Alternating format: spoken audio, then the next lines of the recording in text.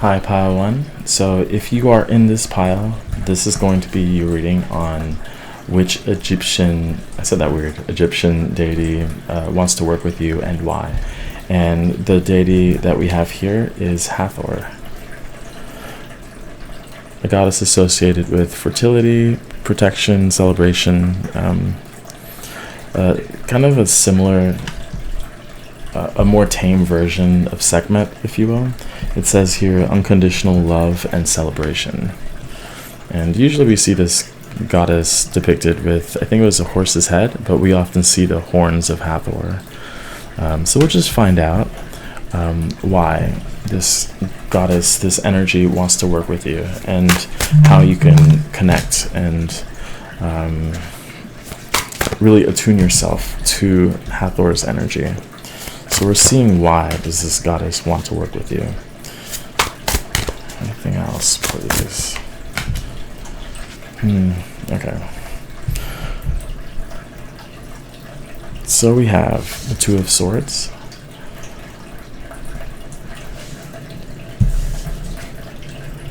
the Five of Cups, the Sentinel,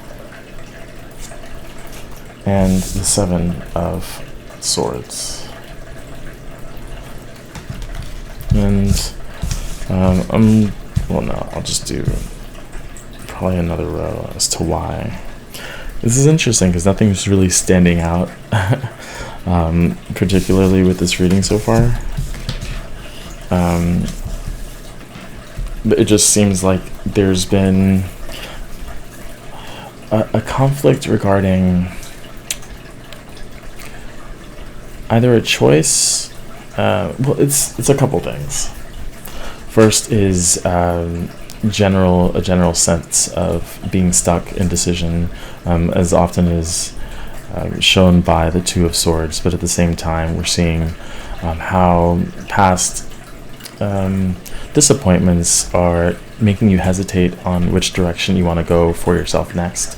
With the Sentinel is a different card in this deck, and this deck doesn't have a guide, which is fantastic. But at the same time, it feels more like a spirit guide, like your own guidance. And there's this, it's like your spirit guide is watching out for you on your behalf. And so it's kind of interesting because it's almost like Hathor is speaking through your guide, or you might have a guide closely associated with that, like a same energetic signature as Hathor. And she, in this sense, feels more not only celebratory, but open to possibilities. And I think she wants you to unblock this flow, this restriction that you've put upon yourself. And I'm seeing that especially with the Seven of Swords, which feels like self-deception at times. And the self-deception is coming from being deceived by others in the past, but now it's almost like in your mindset, in your decision making, it's coming back in that way. Why? So let's see, how can this goddess help you at this time?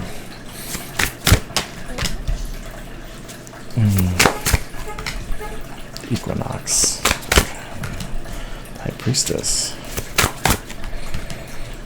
The biggest thing is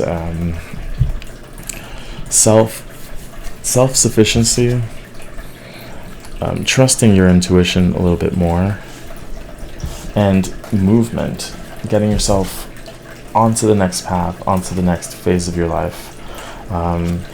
It's like this Ten of Cups feels a little angry. But it also reminds me of kind of having pride for yourself, like self-pride. And with the blindfold here, it almost seems like, I don't know, in a sense, there's this part of you that doesn't even want to look at yourself. And that's not to say that you don't love yourself, your body, but there's, I don't know, it's like Hathor wants you to celebrate your body, like to celebrate where you are, who you are right now. And although you have different aspirations and different potential pathways to getting to, I think, more freedom with travel, more. You might want to visit Egypt, actually, but she's helping you channel your own wisdom. I think this reading is self-empowering. It's like, while you can and should consult with your spirit team, your guides, or whatever it is that resonates with you, the thing is that at the end of the day, this is your choice, that this is your wisdom. The wisdom belongs to you, and I think that's really the next step of your spiritual evolution, and really why Hathor is here. At the same time, it could suggest fertility. I'm not really getting that so much here, literally or even like metaphorically. It doesn't feel like something wants to come out of you, as have been maybe the last couple readings. There's a very strong energy of that. Now it's more of a channeling, your own channeling, and the way that that energy moves through you freely and with ease comes from trusting everything that comes to you, your thoughts, your mindset, your ability to navigate, and to avoid this situation, which I think is something that is causing you hesitation, disappointment, heartbreak, a sense of being lost, and at the same time not seeing the path that's set before you, your own path, your own way of navigating. And it's really, I don't know, she's coming across as having faith in yourself and in your way of navigating the universe, and in your way of stepping alongside your higher self. So let's see how you can connect with Goddess Hathor. How can you forge a stronger connection? We have Portal. That's very interesting. I'm going to actually read from this. Portal. I don't know. I found that interesting because of this Equinox card. I'm thinking of a portal. Portal as in teleporting to where you want to be, who you want to be. But let's go ahead and see what the portal has to say.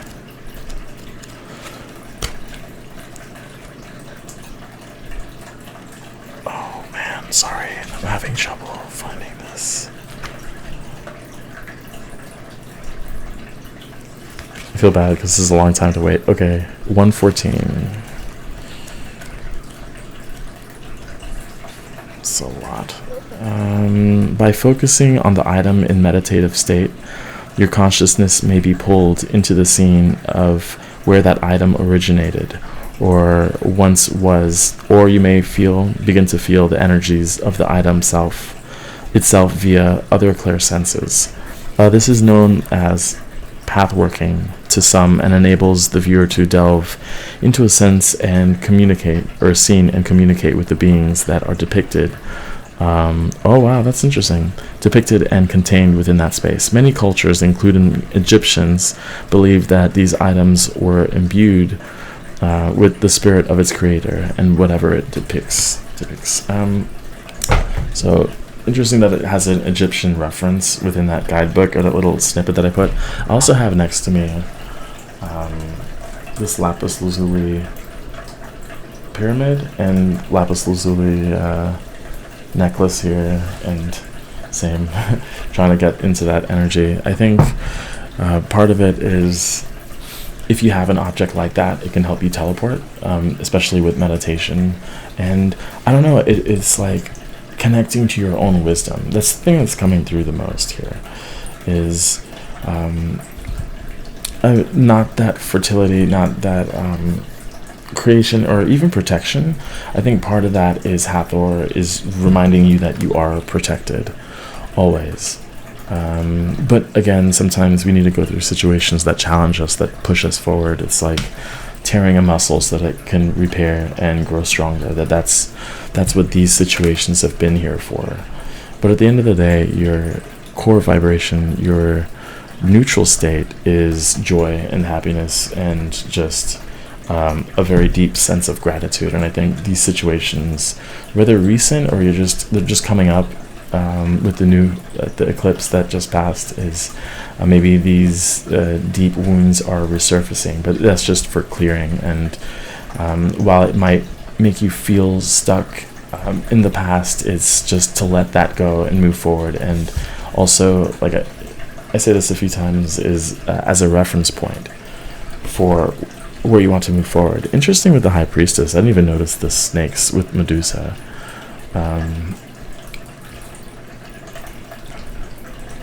That feeling of stuckness, I'm seeing that here with Medusa's energy. But yeah, you're meant to move forward. If there's any other messages from Hathor.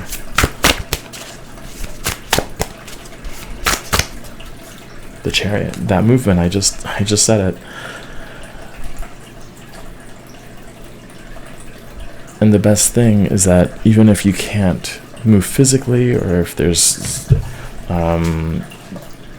monetary restraints or commitments to your job or family, you can still move within your mind. You could still teleport, quite literally, and be where you want to be, and just ride that feeling of being there. And you could receive messages and guidance on, okay, Hathor or your spirit guides, okay, how can I get to this place where I'm at within my mind? And I think with paying attention to these messages, you'll receive maybe not an obvious guidance, but a very light guidance, if that makes sense. But especially with the High Priestess, it's like a reminder of the power that you already have to know where you're going.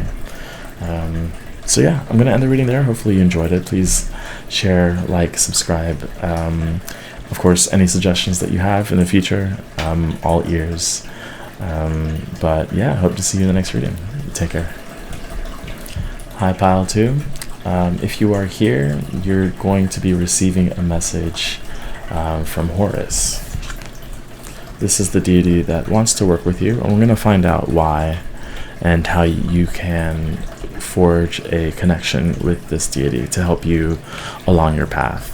Horus was the son of Isis and Osiris, and he's actually the one who defeats Set, and definitely a god that many of us know, the Eye of Horus, but also with this imagery and in general represents power, protection, confidence, I'm seeing as well, and the ability to fight off the opposition with great success. But we're going to go ahead and find out why does Horus want to work with you? And by work, I mean, obviously, everyone who's watching has, you all have your own ways of connecting, and this can go as far as offerings, rituals, but often just as simple as sitting in meditation and visualizing either the Eye of Horus or even just saying that name in meditation with the intention of just aligning yourself energetically to his energy, and just seeing how things play out, and maybe even take notes as to what might have changed throughout the week. But let's see, why does Horus want to work with you? The number 19. I'm putting these face down, so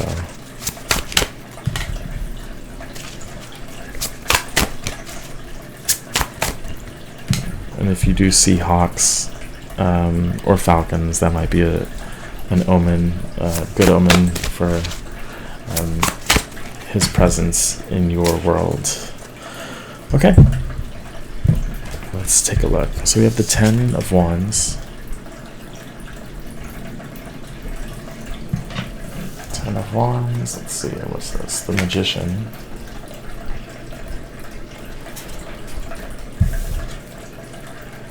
The 4 of Swords. And the Omen. Wow, I didn't look at this. I'm telling you, I didn't look at this. Literally the word omen showing up. So that's the first thing I want to point out, is to be aware of these signs that are coming through, because they're already there, and I think meditation will help you be a little bit more, again, aware of these very subtle signs that are coming through. But I do think Horus is very strong in your energy field already. And I think in this sense, it feels like Horus wants you to align with your priorities first and foremost, that you might be a little bit scattered, and he wants to help you focus on and organizing your priorities, what it is that you want to instill, not only in the day-to-day, but in the world in general. It's like exact your will, put forth what you want, of course with the best intentions in mind, but that you have the ability to do it. You have that great sense of power with the magician, with Mercury, with that communication. I think you can communicate directly with the universe and that you'll get a response. It feels like you have this reverence about you that the spirit world will listen, and to keep that dialogue going. But it does feel like you're overwhelmed, as the Ten of Wands tends to be, that sense of overwhelm. Also nearing completion of a phase, but also the rest it's pretty self-explanatory with what that means. But with Jupiter being here, I'm getting a sense that through rest, like, you're meant to expand. You're meant to, like Horus, at some point people know, and not to say that they'll worship you, but you'll have a lasting impression on the world as a whole. And he wants to align you with your highest potential, with your potential to, I do see kind of some form of written word, and like poetry, and there's like a repeat pile. There's always this one pile that's like right. There's something that others can learn from your experience, whether it be a blog, poetry, music, just writing for yourself in the journals. But I do think that putting that out there for others to see is going to, build like a momentum for you. Let's see, I guess, a message from Horus with power and determination. We have the Two of Wands, Ace of Wands. Look at all that fire energy. That's the power is coming through very, very strongly. Queen of Swords and the Three of Wands. So there's a lot of wands in this pile, and I do think that this is a sense of directing this energy, this solar plexus. Focusing on what it is that you want, with the magician being there and that sense of focus. I'll show you these cards though.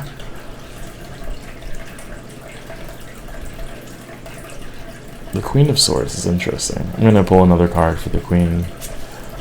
I do think that that's what this meditation card, this Four of Swords, is trying to get at. Is the only thing that's missing is a very strong sense of focus, a very strong intention and communication, and saying what it is that you want to accomplish out loud. Write it down and go back to it constantly.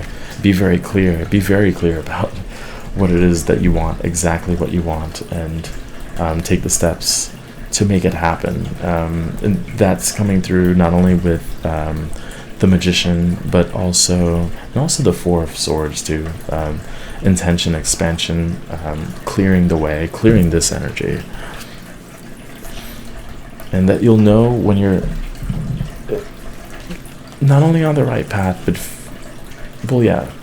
on your right path, on a path that you've set for yourself.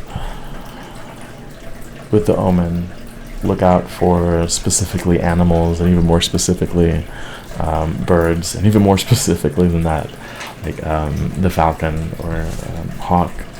You have the Three of Wands, which reminds me again of focus, of the potential for your manifestations to become reality, and this being is focused on where they want to go. That focus is everything, really. And I think while you do have the energy, it's a little scattered. Let's look at what this Queen of Swords is about. I just want another card explaining that. Temperance. I think the solar plexus needs to be balanced with a stable, steady mind. It's like, because you have this energy quite naturally right now, especially with the season we're in, during this reading, if you're watching around the time that it's been uploaded, that the energy's there and it needs to move, but the mind kind of has a lot of that energy too. It's like the flames are going upward and the mind's like, oh, we could do everything, but it's really, she's holding one sword here, the Queen of Swords, one sword, one thing to focus on at a time. And you could see that here as well with the Magician.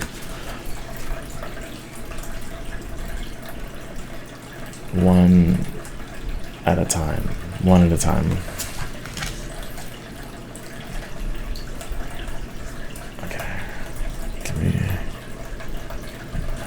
sorry about that. I think the video, and hopefully there isn't a lag because I'm not going to re-record this, but if there was a hiccup in the video quality, I apologize for that. But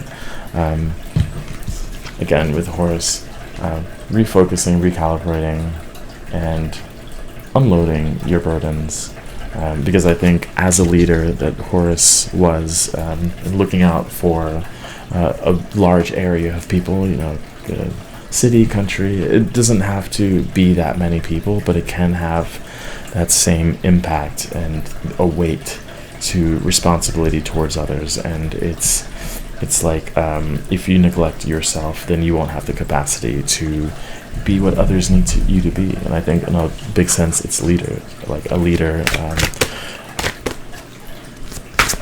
a trailblazer. But the thing is, I think for some of you, you might not know who you're leading yet. Like, you haven't found this group, and that might be because you're carrying the weight of people who aren't necessarily aligned with you right now. So it's kind of like leading the wrong pack. And so that might be something you'd want to meditate on. Who do you think not just wants to follow you, but would benefit from your experience? And that might help you direct your written word to the right place.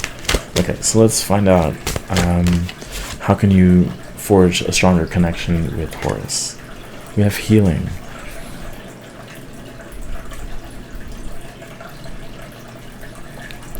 Probably healing from the journey that you've been on already, regarding helping others. The rest is very important. But I'm also seeing all the crystals here. There's a lot of crystals. And so maybe crystal work can help you connect with Horus in a stronger way. If you don't have crystals, stones, you don't need them. You can either pull up an image of a stone or crystal, or you can even just have it within your mind's eye and surround yourself with them. Through visualization. And I find that clear quartz works probably the best, but that's just for me, of course.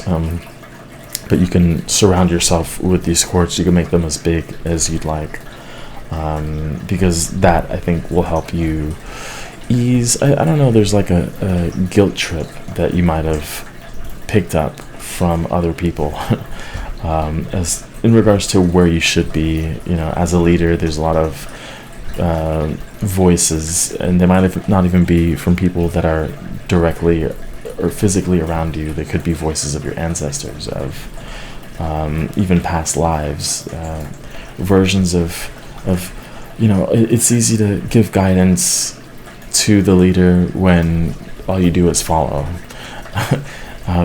It's easy to nitpick when you don't have the experience. It's kind of like with film and movies or music. It's easy to be a critic, but you know, you've never stepped foot in the kitchen before, and so there's that like you're the person who's doing the work, and that could even go for your spirit team as well. And there's like this, yeah, I'm getting that too from here. Is like your guides are guiding you, but you're in the fire. So your sense of direction, and the way to clear that, and the way to focus it, and the way to really become confident in what it is that you're doing, where you want to go, starts first by clearing this, by getting some of these wands out of the way, and then focusing your mind. Because with the focused mind, then you can have all the elements necessary to forge your reality. So yeah, hopefully that was helpful. I'm going to end the reading with that. Please let me know in the comments, like, share, subscribe, and I hope to see you in the next reading. Take care. Hi, Pile 3. If you're here, you are going to be receiving a message from Ma'at.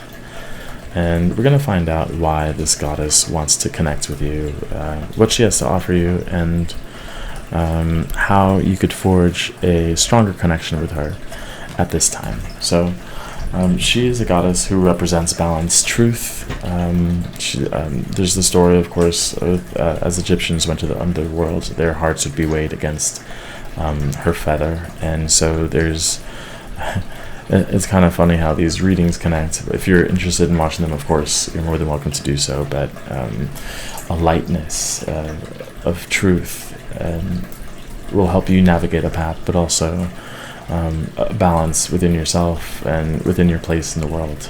But let's go ahead and see. Why does Ma'at want to connect with you at this time? We have the Devil. The Sun. Okay, so straight away, like the whole balance situation is, and then we have the Two of Pentacles and Solstice. Yeah, with balance. Go ahead and type this in. Okay. Sorry.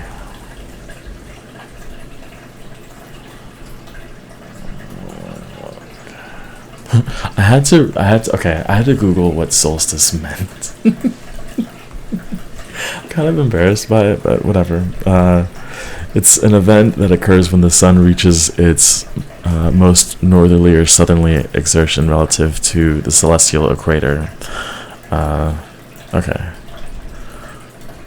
That's good to know. But anyway, balance and timing too. There's a timing to everything, and I feel as though you might find yourself in extremes throughout the day, just recently or over a long period of time. Is a lot of different energies. Maybe there's strong resentment followed by an incredible amount of joy. There could be a strong desire and passion to move through life with purpose, and then other days it's just like, I don't want to do anything. I mean, that's very normal, but I think for this pile it's very extreme. I wouldn't be surprised if you all resonated with Aquarius energy or Libra energy specifically, but oh, I should probably show you the cards.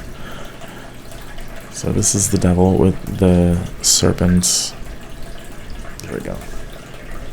Overwhelming energy, and then the Sun, which can in itself be overwhelming as well. The Solstice card, which I had to shamelessly Google because whatever. And then we have the Two of Pentacles. This is the figure that balances all of these things out. I do think it also has to do with balancing out others people's expectations of you, of who you should be, where you should go. But ultimately, your truth is yours to live by, and that's your responsibility, is to be as honest and humble as possible. I'm also getting like a sense of both Pisces and Aries energy, where balance and discipline are paramount to success. Like without direction, the Serpent can be completely wild and chaotic. And even this Two of Pentacles, like this figure is not just balancing them, but there's an intention behind it. It's not really, I think in our RWS, the Two of Pentacles is, I think, a jester or something like that, where it's more playful. This is not. This is a bit more serious. And that doesn't mean you have to resonate with being a serious person, but I think the seriousness of bringing these two extremes within yourself into balance is the key to your success, the key to your peace of mind in living the way that feels most aligned to your highest good and your best version of self. Let's get a message as to... Well, this was the why, so let's get a message from Ma'at herself. We have the Nine of Pentacles, the Knight of Wands, the Three of Cups, and the Lovers. The Nine of Swords at the bottom of the deck. You might be one who's met their twin flame, or at least met someone in your life that feels like a polar opposite to you. And this has kind of been the case so that you can really see this version of yourself that might be a little more dormant or subconscious that you don't really notice. But it's a mirror for you to recognize yourself, recognize this other version of you.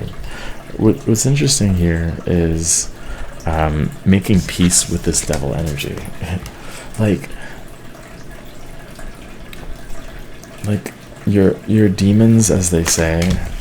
I don't know. A lot of people say to get rid of them, or to just wash away evil, or this and that. And that's not to say I'm supporting evil or anything like that, but I think we're all on the same page. And so, in knowing that there's a purpose, and that this devil card is a very important. It's a component to your soul, to your well-being in a way. And it might be that sometimes this chaotic energy is necessary to catapult you to the next phase. It reminds me of, and I had mentioned this in the last reading with Loki, and a mischievous energy that just switches things up, so that the water doesn't become stale and then grows fungus, and that lack of movement breeds like almost filth in a way, energetic clutter. And then the opposite end is the sun, where when there's too much movement, it could even cause exhaustion. And if you feel that with where you want to go and on the day-to-day, just consider the opposite. Consider why you're feeling this way. Why are you not as motivated as you might be? And that could be the overexposure to the sun, right? Too much time in the light. I say that and it got darker. That's pretty cool. And then the same thing goes for the darkness. The same thing goes for are you doing your divinatory practices only at night? Maybe switch it up.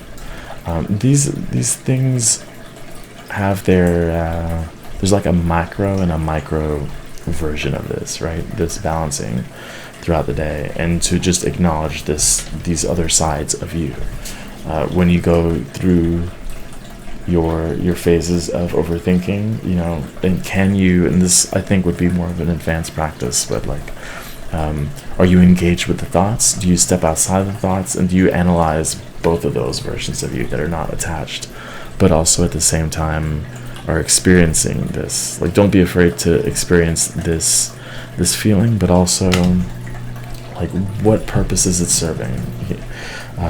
Is it helping you focus? And I think the biggest thing is, while there is this judgment energy within you quite naturally, be careful not to overjudge yourself. Don't feel bad for being angry, or say at some point, like, I should be beyond this spiritually. Like, I shouldn't have to deal with all of these thoughts. I shouldn't allow other people's energy to bring me down. Like, we're still human on this planet, and that's part of our experience. And so you might find that you go a bit hard on yourself. And I think Ma'at is saying, the judgment isn't like an axe, or maybe it is, but it's more of an alignment to your truth. Again, it's a lightness, and by leaning too far on one side or the other,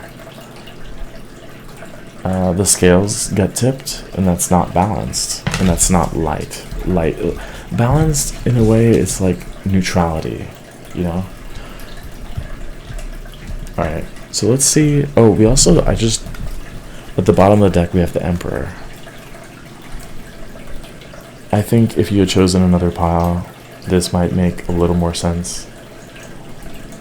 But in this case, Was it this pile that I'd mentioned Aries? Well, it was, right.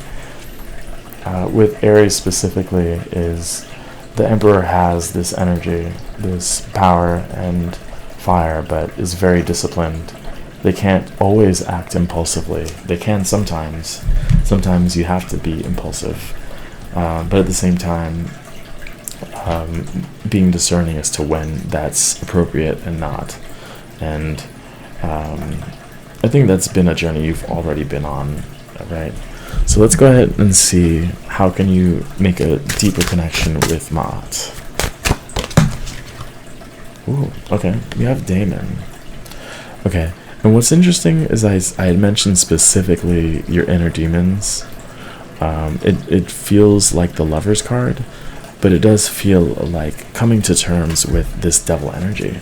And in the bottom we do have astrology, and maybe that would be a nice place to look within your chart. This camera just wants to look at me. There we go.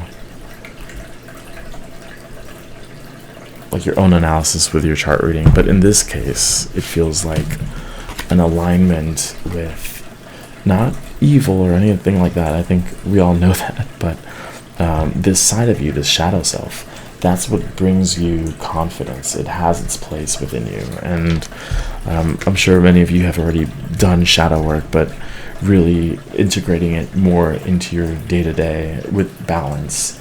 I think you'll find, look, we'll even see with the Three of Cups, there's your shadow, higher self, and then you, like the union of these things, and that's celebratory, and it brings everything together. It's kind of how you get to this throne of the Emperor. And I know balance and these terms are it's a bit vague, but I think the deeper you look into this, it's a deep study of, and again, a micro and a macro study of throughout the day, eating habits, drinking habits, mood swings, how much are you moving your body, do you feel productive or unproductive? And it's not like a passive acceptance of what's happening energetically, but it's more of an awareness as to how do you work best and how can you take advantage of whatever state you're in. I think that's what the solstice is trying to say as well. Finding your own rhythm in more ways than one. And yeah, I'm going to end the reading there. Hopefully you enjoyed it. Please let me know in the comments, like, subscribe. If you have any suggestions, I know I have a few upcoming pick a card readings that were viewer requests, but yeah, I'm always taking those, so if you have one. Oh, I didn't tell the other piles, but I was thinking of doing like an interview, like you interview me so you could ask me questions, and I was thinking of whether or not I should do that live. Probably not. I might do a post, and then you could submit questions, and I'll do this and just record answers for that, make it somewhat interactive. But let me know what you think of that. Otherwise, yeah, I hope to see you in the next reading. Take care.